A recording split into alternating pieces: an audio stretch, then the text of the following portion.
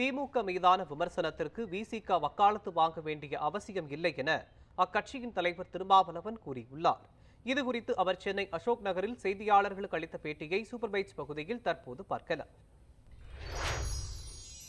ஈழ விடுதலை போராட்டம் முறியடிக்கப்பட்டதற்கும் கருணாநிதிக்கும் என்ன சம்பந்தம் என்று யாரும் கேள்வி எழுப்பவில்லை. முதலமைச்சர் பதவி என்பது அதிகாரம் இல்லாத ஒரு அலங்கார பதவி. இரு நாடுகளுக்கு இடையிலான சிக்கலில் இன்டர்நேஷனல் அஃபேர்ஸ், சர்வதேச விவகாரங்களில் ஒரு மாநில அரசு அதிகபட்சம் என்ன செய்ய முடியும் என்றால் ஆட்சி அதிகாரத்தில் இருந்து இறங்கிவிட முடியும். அவ்வளவுதான் அவர்களால் செய்ய. அதுதான் அவர்கள் எதிர்பார்த்தது, நடக்கவில்லை. அதற்காகத்தான் அவர் மீது அவர் நினைத்திருந்தால் போரை நிறுத்தி இருக்க முடியும். இது போல ஒரு வடிகட்டிய அண்ட புழுது வேறு எதுவும் இருக்க முடியாது. ஒரு முதலமைச்சர் நினைத்திருந்தால் யுத்தத்தை நிறுத்த முடியுமா என்றால் முடியவே முடியாது.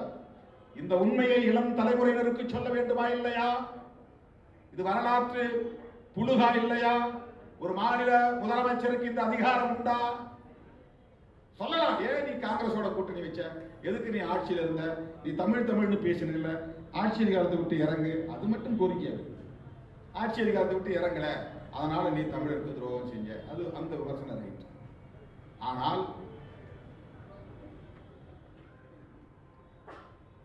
இவர்தான் அந்த வீழ்ச்சிக்கே காரணம், அந்த யுத்தம் நிறுத்தப்படாமல் இருந்ததற்கே காரணம்.